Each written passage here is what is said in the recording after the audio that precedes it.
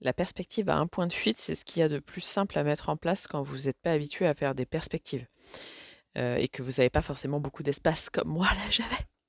Parce que quand il faut 2 points de fuite, il faut les placer et souvent ils sont assez loin si on veut que la perspective soit sympa.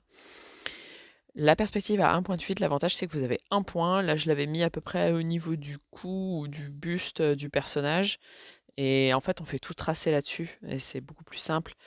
Si vous voulez, je vous ferai une petite vidéo là-dessus. Là, c'est pas parfait, la taille des portes, les placements, bah, déjà et puis j'ai un peu inventé l'architecture, mais ça a l'avantage de marcher à peu de frais, on va dire et c'est ce que je préfère quand il s'agit de faire des perspectives comme ça un peu dramatiques et vraiment testez-le, enfin, si vous voulez que je vous explique, vous me dites, mais c'est un moyen, vraiment simple de mettre en place des décors comme ça, quand on n'aime pas les décors, voilà. À demain.